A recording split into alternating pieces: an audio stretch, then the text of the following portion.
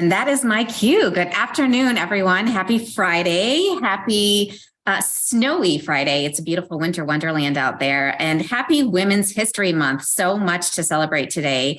Thank you all for joining us this afternoon for this important Tempo Talk session on embracing equity, and specifically embracing equity for women in the workplace. For those of you who don't know me, and I haven't had a chance yet to meet you, my name is Jen Dirks, and I'm proud to serve as President and CEO of Tempo. Before we dive in, and for many of our guests that are with us today, just a brief history and how we started our Tempo Talk sessions. These sessions are our standing virtual programming offering. So these are webinars that we host monthly and quarterly for our members, and they are unique to our members, our emerging women leaders, and our guests because they allow us to showcase our Tempo members and on a variety of different topics, but truly showcase the wide range of expertise and from a different perspective for in different industries. So these sessions are held as webinars. So all of our attendees are muted and your cameras have been disabled. However, we do encourage and we do highly recommend that you interact with our speakers today. It's going to be a great conversation. So please use the chat box in your Q&A function to ask any questions of our panelists. We will continue to monitor throughout today's discussion and answer any of those questions that you have. We would not be able to bring you these monthly sessions without the generous support of BMO Harris Bank, our Tempo Talk sponsor. So joining us today to say a few words on behalf of BMO Harris Bank is Tempo member Kelly Turnquist, Vice President, Relationship Manager with BMO. Kelly, I'm going to turn it over to you. Great. Thank you so much, Jen. Good afternoon, everyone. For those of you that don't know me, my name is Kelly Turnquist, and I am a relationship manager here at BMO. In addition to my role where I provide financial education to our communities, I'm also the Wisconsin-Minnesota chair for our BMO Alliance for Women group, and we're ending a pretty exciting week with various International Women's Day events. Today and every day, I'm grateful to work for an organization that's creating such positive change through our aligned initiatives. As we all know, and as Jen said, March is a pretty fantastic month. It's Women's History Month. International Women's Day was 2 days ago. And now here we are today to expand on the International Women's Day topic of embracing equity with Tempo Talks. I am so grateful to Tempo Milwaukee for hosting this event today and keeping the conversation of equity going. Thank you, and back over to you, Jen. Thank you so much, Kelly. And thank you to BMO Harris Bank, certainly for sponsoring our Tempo Talks sessions and our webinars and making these possible, but also for your just generous support of Tempo and all that we do. It is now my pleasure to talk and turn it over to our conversation. And before we dive into this, as part of a week-long celebration, as Kelly mentioned, of International Women's Day, which was on Wednesday, I was honored to serve and participate on a panel with a number of other women's organizations, including Professional Dimensions and Milwaukee Women, Inc., and really talk a lot about the International Women's Day theme of embracing equity. And so we are carrying that conversation into today's Tempo Talks session, and specifically how it relates to women in the workplace. And there is no one better to be leading this discussion than Kimberly Kane. Kimberly is President and CEO of Kane Communications Group. She is an award-winning journalist and PR practitioner. Kimberly is a past president of Tempo and has been a member since 2005. Thank you so much, Kimberly. Without further ado, I will turn it over to you for today's session. Jen, thank you so much. And Tempo, we all embrace you for, continuing to elevate this conversation and create so many opportunities for us to learn and to grow and really to advance women in the workplace. It's an honor to be able to have the chance to moderate a panel with such inspirational women leaders. And I look forward to setting the stage by sharing what we learned from our Kane Insights research, and then learning from the women on our panel about what has changed over this past year and what still has to change. I'll note just one quick change to our speaker lineup. Beth Ridley was supposed to join us. She owns Beth Ridley Consulting, but of course today's lovely weather threw a bit of a damper in her travel plan. So Beth, I think, is still on an airplane right now. So we wish her safe travels, but have an amazing group of women who will be here talking with us and sharing insights. Just a couple of housekeeping notes. I want to make sure you all know that to keep us on track, I'll spend about 8 to 10 minutes with each of the panelists, asking each one of them specific questions and really giving them a chance to highlight their work.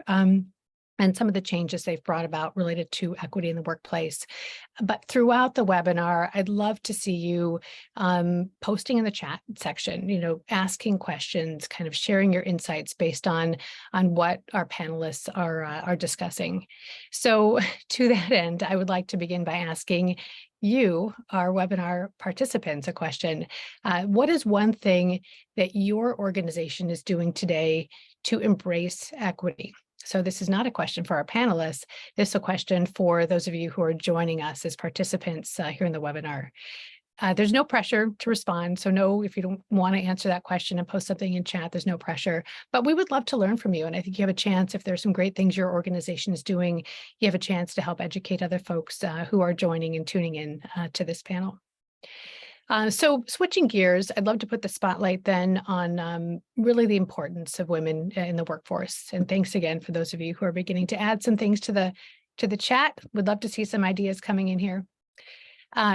Intentional efforts by companies to embrace equity in the workforce and create workplaces where all employees thrive is extremely important. Women and men, it's important for all of us to be in a workplace where we thrive. In 2018, the World Economic Forum actually released a study, and that study showed that, in their words, when women enter the workforce, everyone benefits, and even the salaries of men go up because of the diversity of skills and thinking that women add to the business. We all know that the pandemic clawed back years of progress for working women. The pandemic also revealed outdated workplace policies and practices, out of touch employers and supervisors, unrealistic expectations in the workplace. And as a result, it created burnt out employees. I think a lot of women in the workplace can relate to that, either personally or because of what we saw happen to colleagues. In 2021, Kane's clients, many of them turned to our team for help with messaging and strategies. At that time, we had a break between the Delta version of the pandemic and the Omicron version of the pandemic of COVID. And you may recall that companies were beginning to bring employees back into the workplace. And so our clients turned to us and said, can you help us develop messaging and strategies that will help us bring employees back into the office? And our team said, yes, but let's first find out why employees are hesitating to come back. And with women leading the Great Resignation at that time, our team really wanted to find out specifically how Wisconsin's working women felt about their workplace. So we conducted a statewide poll, and some of you may be familiar with the Kane Insights research. Through that poll, we connected with nearly 1,000 working women with demographics that were representative of the state's demographics. And I think we have a slide that shows some of these details. If because of some of the challenges we have with technology, that's okay. But we did learn that at that time, about half of working women in Wisconsin were considering quitting their jobs. And the number one reason they were considering quitting their jobs was because they felt undervalued by their employers. National research that was conducted after our study was published validated this finding, and it also revealed that male employees felt the same way. We also learned through the research that we did that 68% of working women felt stressed, and that stress impacted their productivity. Stress levels were even higher for women who were working in the manufacturing and the hospitality sectors. There you go. There's that slide. So this is a good summary of some of the highlights, the headlines, if you will, that came out of this research. We learned about disparities among women in the workforce as well, especially women of color. 42% of African American women felt undervalued in their roles. 29% of Latina women actually quit their jobs for this reason. And women of color were less likely to have a trusted colleague that they could talk to, that they could turn to for guidance, or just to have a conversation about what was going on. The full details of our research are available to anybody who wants to see them for free at caneinsights.com, along with powerful recommendations from women that we brought together in focus groups to discuss the finding. We shared the research with women from across the state, multiple levels within their organization, multiple generations, and their insights, their words of wisdom are also in that Cain Insights research. But I'd have to say, bottom line, we found that if workplaces wanted women to come back or to even stay with that company, those workplaces had to evolve. We released the findings last year, not just to our clients, but to anybody who wanted to see the report, because we felt that the data, what we learned, and the recommendations were so important for all employers. The good news is we've seen the jobs report. So there's a good jobs report that came out today, earlier this week on International Women's Day. The Wall Street Journal actually did a story about what's happening with the state of women nationwide, our workforce, and they found that women have started coming back to the workforce in force. That Wall Street Journal article noted that women have gained more jobs than men over 4 straight months, including in January's hiring surge, pushing women to hold more than 49% of all non-farm jobs. Female workers last edged higher than men in U.S. payrolls. This was back in late 2019, before the pandemic. So we've seen women coming back into the workforce, which is great for us. It's important for equity. But we also, have to ask, as we recognize the accomplishments of women during International Women's Month, how do we ensure that the workplaces women are returning to embrace equity? And how do we ensure that we learn from the past and we take intentional steps so that working women thrive in the workplace, no matter their position or their job title? And this is where we turn to our panel of accomplished women who are leading the way. And go ahead and turn on your cameras, ladies, because I'd like to begin by introducing the Secretary of Wisconsin's Department of Administration, Kathy Blumenfeld. Appointed to this post by Governor Evers in January of 2020, Secretary Blumenfeld previously led the Department of Financial Institutions and is a leader with extensive experience in the financial services industry, business, and in government. She has long been a champion of women and equity in the workplace and advancing the policies that support women in state government and Wisconsin's economy. And she's also an active member of Tempo Madison. So Secretary Blumenfeld, it's wonderful to have you with us. Well, thank you, Kimberly. I am thrilled to be here virtually with all of you today. And thanks for taking time out of your busy days to join us. Yeah, well, we have a lot to learn and a lot to share. And I think the question I would love to pose to you first, Secretary, is, this kind of set the stage for us and tell us why it is so important for Wisconsin employers to embrace equity for women. Well, great. And just a shout out too, before I go further, Kimberly, to you and Cain Insights. I just have to say that your research has been so impactful and has actually helped us at the state inform policy as we've gone forward. So it's practical, it's relatable. I think when you put that slide up, all of us could relate to something in there.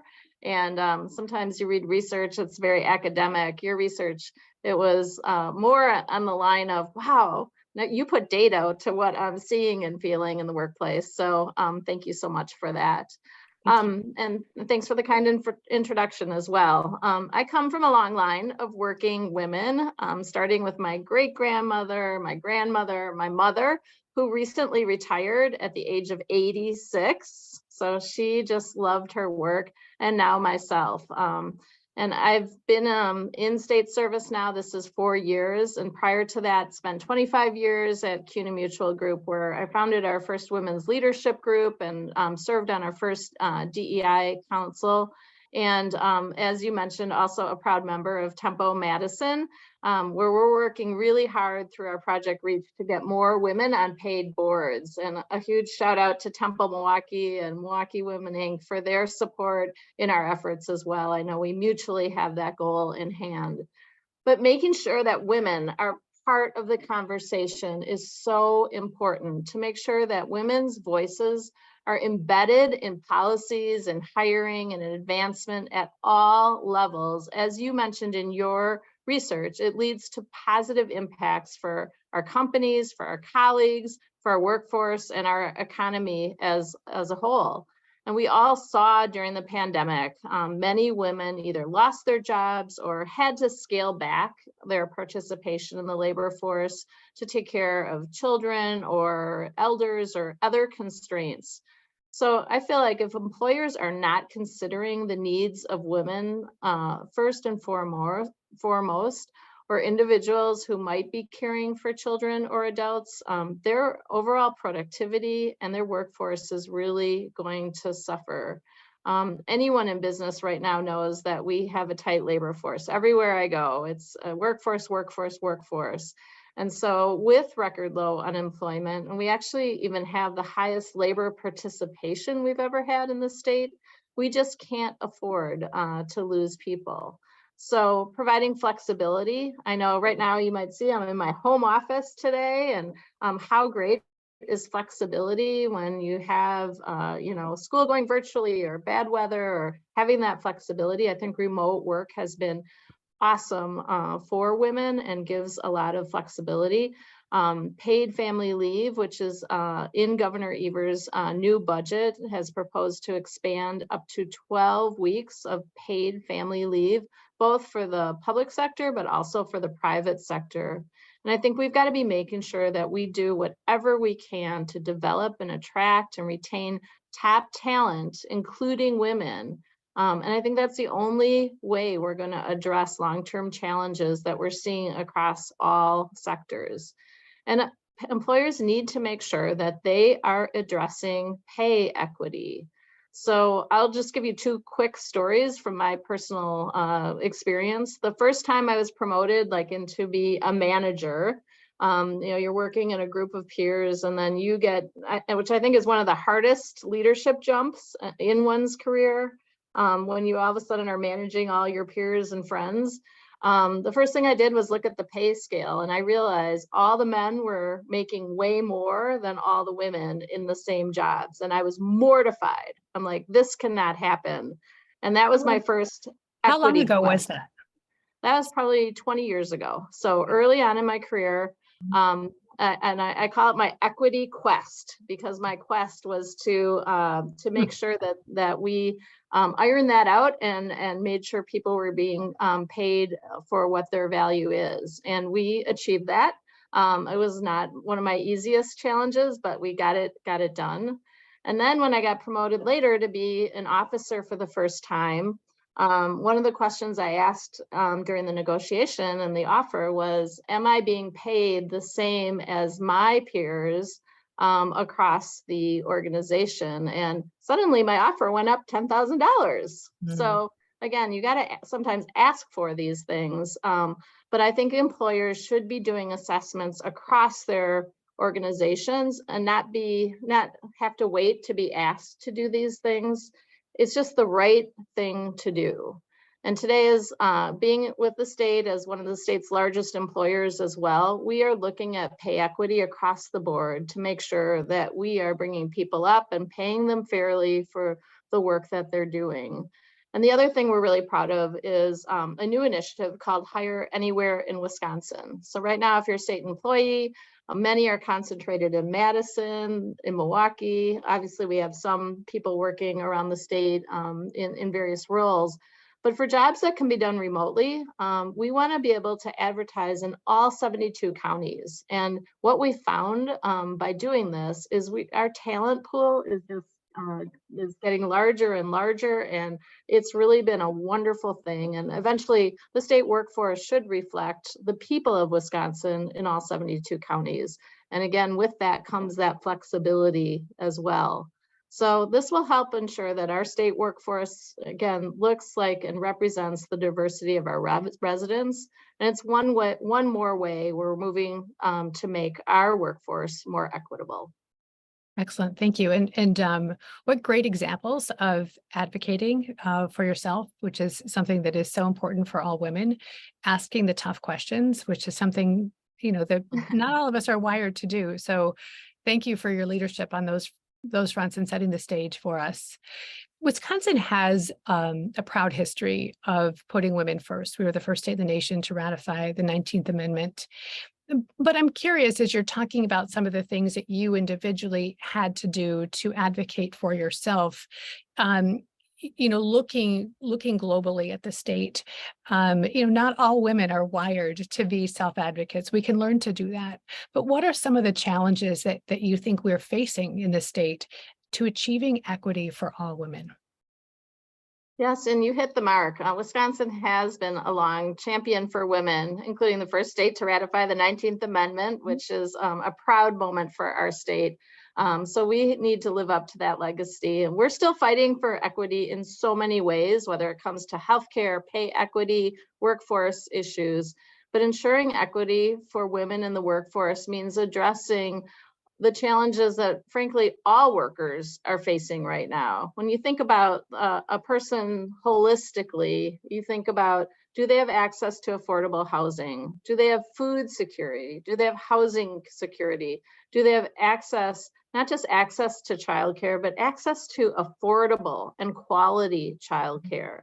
Are their transportation needs met? Are there schools their kids are going to, good schools? Do they have broadband, which I've learned as I've been in this role, how many people in our state do not have access to reliable broadband?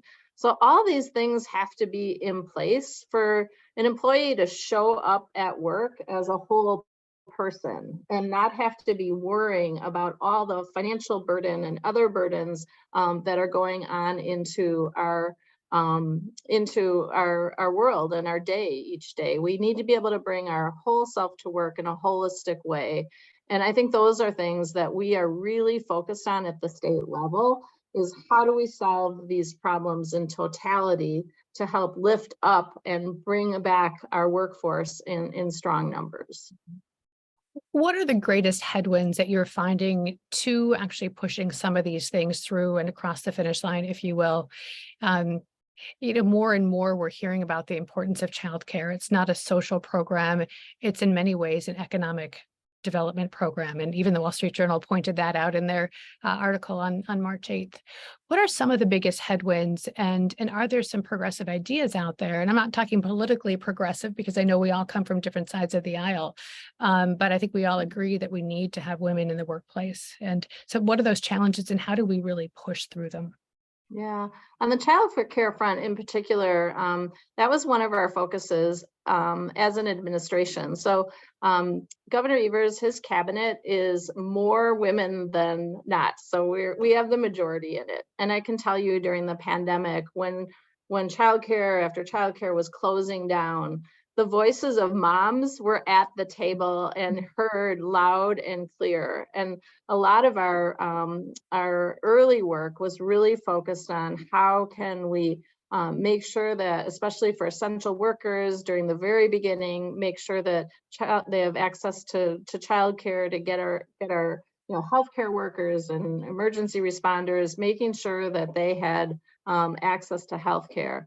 And from there, we've continued to put innovative programs in place, like our Child Care Counts program and our Partner Up program, working collaboratively with the business community to make sure that there is access to affordable childcare for our workers, and also helping propel the childcare workforce, those people that are with our kids, making sure they're paid a living wage, and making sure that we invest in training so that there's a pipeline of workers, because that's another piece of it. If you don't have people to staff childcare, it's very hard for them to expand or accept more children. So all in there, I think when you think about headwinds, right now our state is in the best financial position it has ever been in. We have an over $7 billion surplus. We have our rainy day fund is full. We are in a very unique position with what the governor is calling a breakthrough budget. So our headwinds are really, we've got amazing proposals in this budget, and we need all of you and people that you know to help advocate for the programs that are going to be helpful to women in the workforce. Excellent. There's that word, advocate. Love it. Secretary Blumenfeld, we're going to bring Nina Johnson into the conversation. And I want to give kudos to all the folks on the webinar chat who are posting in here. I see some comments about childcare, people saying thank you for taking on the charge. So what you're saying is really resonating. So keep those comments coming. And Nina, if for those of you who have not met Nina Johnson, talk about an advocate. And I look forward to having you share some of the stories, steps you're taking to embrace equity and help your organization embrace equity in the workplace. Nina, you are U.S. Bank's Senior Vice President and Branch Banking Market Leader for the state of Wisconsin, and you've received multiple awards for your work in banking and in the communities that you serve. You are an impact player. So we've spoken in the past. In fact, when we released the Cain Insights research, we brought you into the conversation. And we've had conversations about U.S. Bank's commitment to equity for all women. So I would love for you to share your perspective with us on what it means for an employer to embrace equity for women and women of color in the workplace. Thank you. And just an honor to be on the virtual stage today to talk about such an impactful topic. When I thought about that question, I had so many examples to share based on what's happened over the course of the last few years, specifically during the height of the pandemic and here in Wisconsin, social unrest that took place. There were so many moving parts that were happening. And so as an employer, one of the things that was top of mind was making sure first, my team was cared for. And second, my customers were a part of that solution. And so from a impact standpoint, from a tangible standpoint, just reimagining what the experience looked like in the moment was key. And also identifying who the stakeholders were within the respective arms of my organization was a part of like that turning on a dime, so to speak, where we had to find out exactly who was available, what resources were applicable, and then also what were we trying to achieve.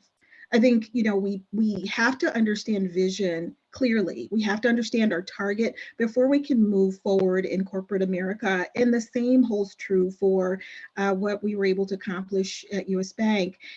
During the course of the last few years, one of the proudest moments was being able to build out a very quick program called Circles. And Circles was something that was crafted by one of the many boards that I've served on. I think in previous meetings, I've shared that I've been on now more than 40 boards, nonprofit consortiums, committees, et cetera. So I had an opportunity to kind of see a collaboration of different minds coming together in real time.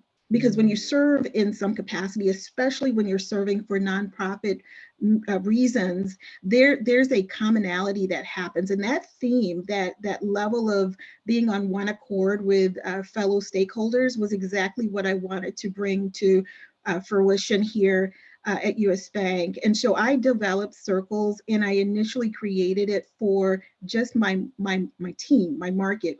There's approximately 500 or so people that roll up to my cost center. And so I thought, okay, I've got to get my arms around my market quickly.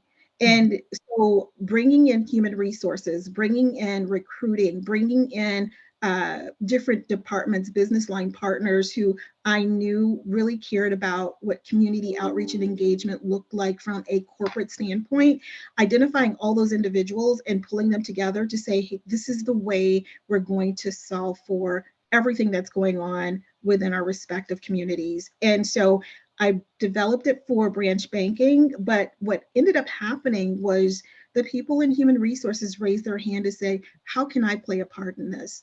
People in corporate communications, how can I be involved? It was just amazing to see different channels of bankers coming together so that we could just break out in small clusters and talk about some real tangible things that were happening, that were not only happening to our customer base, but were also things that our team had to solve for. So now this became a kind of a cohort to dig into some tough topics that are usually taboo in corporate. You don't talk about certain things in corporate America, but we needed a space, a safe space that we could just dig in and solve for, or at least come to a mutual agreement that this is a way we can move forward and support our market. And so from that perspective, Circles is now a national program. It was adopted by our national team in DEI, and it is just a tool that people can use to bring groups together for conscious conversations. So that's one example. I've got so many others that I could share, but to this date, Circles continues to be a moment in time that I'll never forget. And I'll tell you, when we look at leadership overall and we say, okay, we went to school for this, we have this training for a specific moment.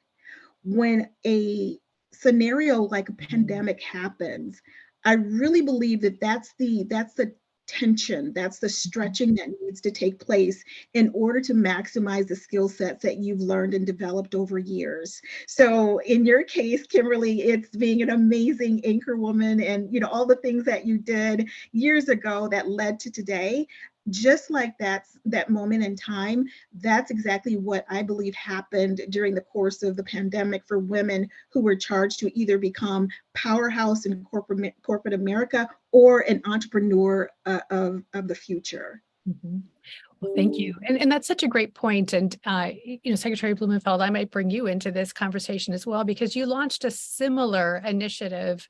It was a women's leadership group when you were at CUNA Mutual. And I'd be interested in learning from both of you about how these efforts, Circles and the Women's Leadership Council at CUNA, really elevated ideas, not just issues that women were facing, but ideas, and began to change the culture of these organizations. And again, this kind of comes back to this: let's empower women, let's use our voices, let's advocate for solutions. So maybe each of you can share some of the ideas that have elevated the voices of women and begun to change the cultures within those organizations. Absolutely. I can start out. So this was probably maybe 12 years ago. A friend of mine read a book, a colleague read a book, and I highly recommend it. It was pre-Lean In and all of that, but it's called It's Not a Glass Ceiling, but a Sticky Floor by Rebecca Shambaugh. And she handed me the book and two of my friends, and we all read the book, and we got together afterwards and we're like, wow, this has some incredible stuff in it.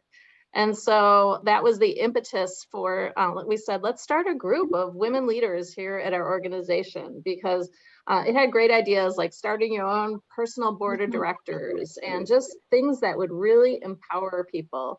And crazily, we got on the phone, the author, Rebecca Shambaugh, lived in Washington, D.C., and we're like, we just read your book and thought it was great. Would you come to Madison, Wisconsin and talk to a bunch of women? And she said, sure. And she hopped on a plane. We had a session, and that was the launch of our women's leadership group, which grew to several hundred people really quickly. And so we included men in our women's leadership group. We didn't have the word ally at that point, but we ended up having a lot of male allies that were interested in helping lift our voice as well. And so it was just an amazing, so many unintended benefits. Not only did we create a very strong network within our large organization, but we also were able to promote policy up to management for consideration and adoption in many places. So it really gave us that voice. And then we also wanted to give back to the company. So when new products were being formed, or when they needed the voice of the voice of the customer in terms of how would a mother feel, how would a woman feel about this, we were able to also provide that real-time research for products as they were being developed. And so I think it had a win-win for the organization and also for the women. And we celebrated every promotion that happened within the organization and made that voice very, very visible. So if you don't have a women's leadership group at or resource group or affinity group, they're called all different things, you may want to consider starting one. And I just learned so much and still have lifelong friends that I didn't know before that group was formed. Love it. Talk about some of the changes that you are seeing at US Bank as a result of Circles, and the initiatives that you have helped to advocate for and helped women to advocate for? Sure. So very similar. We have business resource groups. I know they are called ERGs, and there's other names for them. But when we think about circles, that was something that stood up alongside our BRGs. So, and I want to point that out because many times we assume that, okay, well, we can't do this because it's not within the confines of what's already existed. But we, the one thing about what I love about today's conversation is that there's no boundaries. It's all about reimagining what, for example, a BRG looks like, for example, in my organization. And so when Circles was developed, we already had a DEI department and platform, but because the autonomy was granted to create something locally, then that became the calling card of, what a conscious conversation looked like, and it fit right within the confines of what DEI was doing. I didn't know what their plan was at the time for their national platform that was about to launch, but because I was doing something that aligned with what they were trying to build out nationally, it just worked. It was a natural, organic fit into a bigger framework. And so from that perspective, definitely an opportunity to maximize initiatives that you come up with. And I would say nothing is small. Sometimes we come up with ideas and it's like, that's really not going to matter. But when you take heart the people that it will impact, that's when big things happen. So for example, fair and equal wages, that's usually what a lot of the women who are surveyed respond to. I know Monster International Women's Day had a poll recently that said 82% of women choose fair and equal wages as a benefit. That's a benefit for women. 2/3 or 63% of the women have a clear vision for their future and their career as a success story. So when we start to hear that, when we see the culture shift and it's focused on fair and equitable wages, clear vision, a short-term and long-term plan, that then starts to become the tenets of a culture. And who's going to share that insight? It has to be us. It may not necessarily be at the top of the house. It has to be us. We have to be a seat at the table. And if we're not at the table, we should be at the door. So, I mean, from that perspective, that's kind of the Circles journey so far. I'm looking forward to seeing what the future brings, but it was just amazing to see that once you have autonomy, once you have the freedom to create, people jump on board if they are indeed, willing to be a part of the solution. Well, and that is such a great point, including what you said about leadership needing to be informed. One thing that I have found interesting over the past year is our team has actually been brought into different companies around the state to conduct employee surveys. And these companies have asked us in specific industries to benchmark against the state. So whatever the industry is, we do have data from the Cain Insights research about specific industries. So we'll benchmark against the state about how women in their organizations are feeling and compare to the state. And what's been interesting, is that there have been some companies we've worked with where concerns about mental illness or concerns about working in a discriminatory work environment are higher, in some cases 2 or 3 times higher than what we found in our statewide research. And, it's our responsibility, of course, to bring that information to leadership. And leadership had no idea. They knew that maybe there were morale problems, or they knew that there were turnover issues, but they didn't know what was at the heart of that. And so by putting this objective data together and sharing it with them, they, are able to make some decisions or choices. But what you're saying is, advocate, don't just assume that leadership knows what needs to happen, get the data, bring people together, and move forward with that information. One other quick question for you, Nina, related to another piece of the research that we did a year or so ago. And that is related to some statistics that we found about diversity. And we found 1 in 5 women, who we surveyed, African-American women who left their jobs in 2021, 2022, they did so because their values did not align with their employer's mission. And And, I'm wondering what your thoughts are about that and how, a group like Circles or an employer resource group can help women, look at that alignment or misalignment and begin to advocate for themselves. That's a great question. And even though I know every organization doesn't have circles, they many times have a BRG or an ERG. And so just hearing that 1 out of 5 is a ratio, to me, it leads to some immediate conversations that need to be had. When I hear that right away, I'm like, okay, what were the exit interviews that were shared, and who took that data and really took a deep dive to see if there were commonalities between those individuals that were part of the attrition, and so I think that would be one part of it. Immediately, if that were something that were presented to me, I would want to look at the data and say, okay, what are we doing that's causing this level of exodus? And then along with that, who do we have in the room to help build out a strategy that closes the back door? I mean, are we, for me, I would go back to my own personal experience. Like if somebody is about to leave out of the 500 people that I have on my team, and I find out about it, even if I am multiple levels higher than the individual that's about to depart, I'm open to having that conversation. I want to understand what is prompting them to leave and how we can build out, which I've done, build out a solution, potentially a job function that doesn't exist, that speaks to where they really want to go. And I think that level of engagement as leaders really has a different message associated with it. When somebody cares enough to say, you know what, I know that you're skip relationship, you're 2 levels away from me, but I want you to be a part of the long-term solution. So let's talk through why you're thinking about leaving and what we could do internally to keep you invested, because we believe that you are a part of the team, you're a part of the solution, you're a part of the journey, and you're a part of the future. And so from that perspective, if we do take the time to really invest in having those conversations and just listening to the hearts of our teams, it's incredible what will happen. I mean, I've closed the door on so many departures, and I've only been with US Bank for 4 years now. But there's so many opportunities because they are so gifted.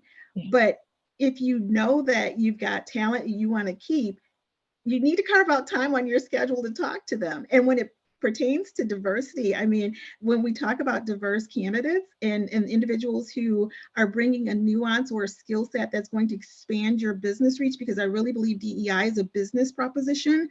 It's a part of your strategy. If you're handling community or you're talking with customers, you have to look at diversity as a part of your business methodology. And if you don't have a Spanish speaking, for example, leader who can pull in a diverse talent and talk in the native tongue of the individual that you really want to work with, then you've missed the boat. And I don't know how you're going to get that back. So from that perspective, just understanding that you have to create a space for authentic conversation, be willing to reach across the virtual aisle in some cases to have some conversations with your peers to say, okay, maybe this person doesn't need to be in branch banking anymore. Maybe they're ready to go to wealth management. So let's create a pipeline to progress for that individual. So it's not just them staying in my area, it's them staying with the company. And because of that, we're investing in their future and they will see success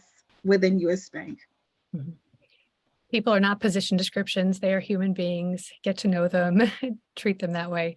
Secretary Blumenfeld, it looked like you wanted to say something. Yeah, I was just going to say thank you, Nina, for doing that and taking the time. And I'm sure the people that you've touched felt seen. And we talk a lot at DOA about belonging, right? We had a big focus on hiring diverse candidates and getting people in. And then we realized people at the beginning weren't staying with us very long. And we did those exit interviews and found that they didn't feel that sense of belonging. And so that is something we focus on so much. So kudos to you for taking the time. I think it's so necessary. And I bet that the people that you've touched, you've changed their lives. You've had such a positive impact. And so we try and put strategies in place, whether it's mentoring, whether it's resource groups, whether it's just like me or one of my leaders reaching out to people and talking to them and listening to them and learning from them, and creating that sense of, hey, I fit in, I'm seen, I'm valued, and making sure that they feel such an important part of the fabric. So it's one thing just to hire people, but it's a whole nother world to give them that sense of belonging into an organization. And oftentimes it is just time, it is conversation, it is seeing them, it is appreciating them for who they are and allowing them to bring their whole self to work. And so a lot of that, you can put all fancy strategies in place, but a lot of it comes down to having a conversation, caring, and being an empathetic leader and having an empathetic environment so that people can really thrive. Yeah, that's a great point. Leaders need to make sure that in these busy, operations that we run, that our managers have the space and the room to do that, to lead as Absolutely. human beings and to get to know the people on their teams. And I think when we talk about embracing equity, it's amazing how many uninformed decisions can be made when you don't take that step back and say, the dashboard may look this way, but let me get to know the people, the person, if there's a challenge or a need, or if I see an opportunity. Nina, I think I cut you off. I want to bring you back in just a second. I do want to note in the chat that Jen from Tempo put some information in here about Tempo's Women Affinity Alliance. So Secretary Blumenfeld, you were talking about ERGs, and Nina, you were talking about ERGs and BRGs. There is information and there are resources that Tempo can provide to help anybody who's interested in getting started or getting support with that. Nina, I want to give you the floor. Note we've got about 10 more minutes. I have one more question I want to ask each of you, but Nina, go ahead. I was just going to add to what Kathy said. So last week, I was actually teaching at Wisconsin Lutheran College, a group of sophomore and juniors about effective leadership. And, I just talked to them a little bit about the whole EQ versus IQ differential there, and how when you have a strong EQ, that's really what leaders are looking for today, that they have to be able to read a room and really know the nuances of, what their people really need in a moment's notice. And that's more pertinent now than it has ever been. And so I just wanted to share that, our youth that are growing up today, they I believe innately have a sense of how important it is for them to be happy, which is why when you look at like the spread of how much a woman is being paid in comparison to a man, the younger age group is getting paid much more than the previous leaders of the day. And I really believe it's because they understand their worth. You have to know your worth in order to have the confidence to negotiate what you should be paid. Yeah. So go right ahead. And they talk with each other about what they're making, which I think is also they, in high school and college, they tell each other what grades they're getting, in the work world, they share what they're making, which I think is great. It forces transparency in the workplace. And to your point, enables them to make more than maybe a skeptical, Gen Xer or a baby boomer, might, pay them or see their value. So a question for you just about raising awareness. My company is a certified B Corp. We were recently certified at the impact business model level. We focus in our work on helping companies become good corporate citizens. And it's not just about what you say, but it is about what you do. It's been interesting to me in talking with some CEOs about this work who will lean in and they say, do you mean to be a purpose-driven company or a good corporate citizen? I have to start a nonprofit, or that seems really gooey to me. And I lean back and I think, boy, I feel like I'm speaking Greek. But I realize that there are some leaders at this point who don't understand what equity means in practice. They don't understand kind of the language that we have today. So, I'm wondering what your thoughts are about this, and how can we bring about change? Right. So when I hear the equity conversation, and it is not something that has changed dramatically over the years, I know that. But then I start to think about what the data, back to data, what the data bears. So I read something recently that said 77% of men think that they are paid the same as women in the workplace. Like, like there's not a problem. And so when I think about that mentality that, okay, if you don't know there's a problem, then why would you change anything? And I think that has a lot to do with, understanding where we are as, as advocates for a shift in equity. And so knowing that you could literally go into a room and somebody could be thinking, oh my goodness, we're receiving the same income, we have the same benefits, we have the same access. That's where the beginning of the conversation has to happen, I believe. And for me, when that has happened in the past, it's not something that's going on with me right now, but when that's happened in the past, I pull together data, I use examples, I bring, resources into the room to say, okay, did you know that by adding this group of individuals, I talked about Spanish speaking or bilingual or multilingual individuals, by bringing those individuals into the organization, you're going to open your doors to the following populations. And I'll tell you why. You can look at the census data to see that the following populations are not being supported. And so looking at it from a logical standpoint and having data to support what equity could potentially bear if diversity were a part of the equation really helps to open the door and kind of turn the spotlight on a little bit, and let people know that, hey, this is still a work to be accomplished. We've not arrived. We're not there yet.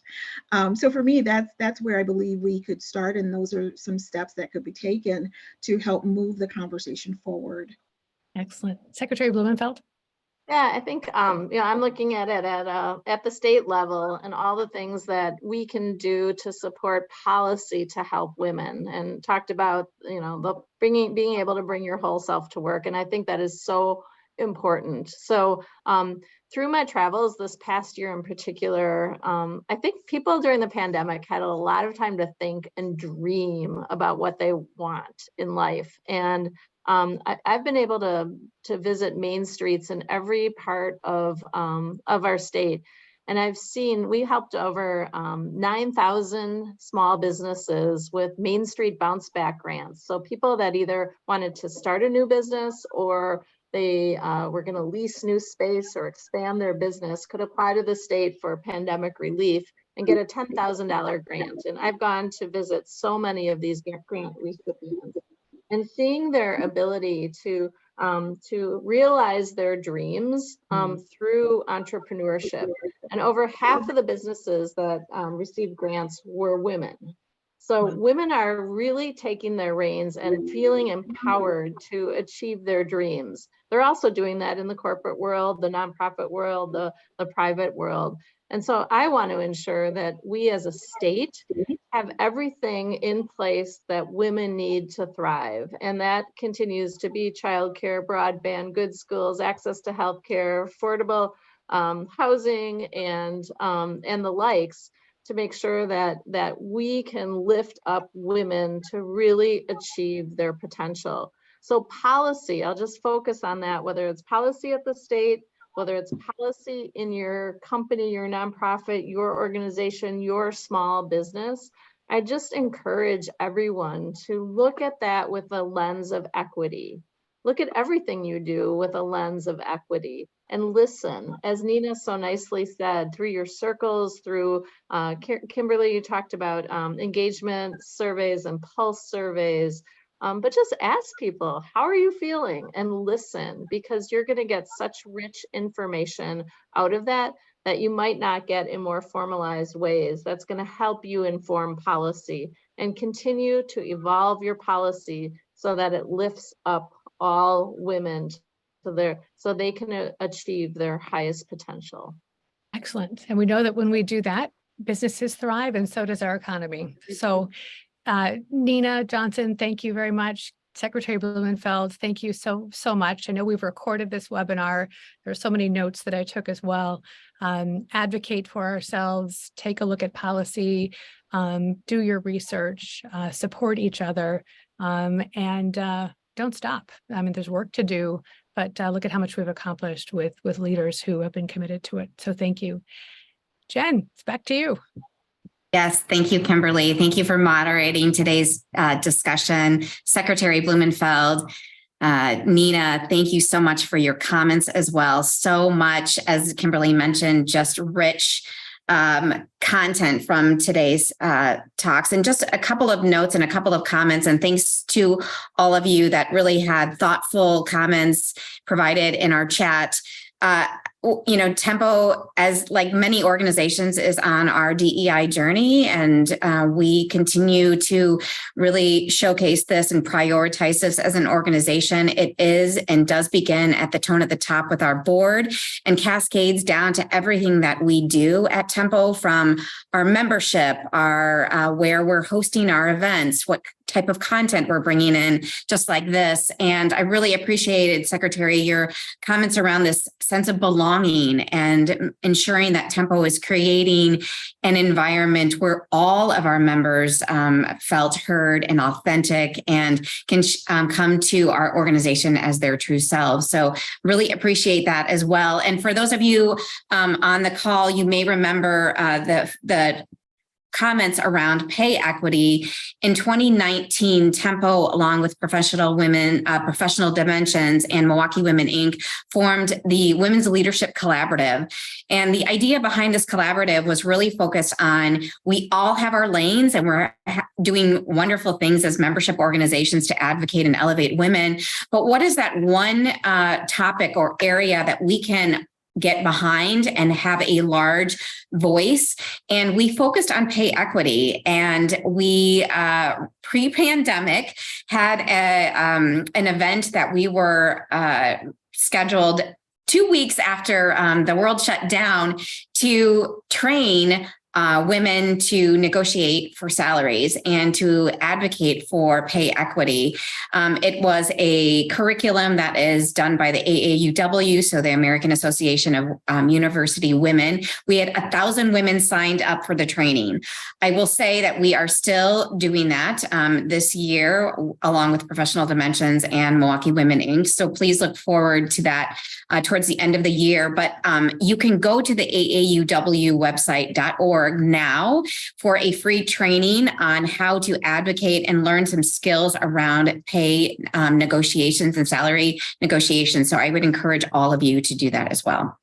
So thank you again to our panelists, Secretary Blumenfeld, Nina Johnson, and our wonderful moderator, Kimberly Kane. Thank you so much. This was really, really important. Just a few last minute remarks just to end today. Just a couple of reminders. Tempo and EWL members joining us today, please save the date for Monday, April 10th for our next Tempo Real Talks conversation. April 12th, our emerging women leaders will host their masterclass session with 10 Tempo experts on a variety of really incredible topics as well. And then do not forget to join us for Tempo's annual meeting on April 27th. Again, thank you all for being here today. Thank you again to this really incredible conversation, and enjoy your Friday. Thank you, everyone. Thank you. Thank you.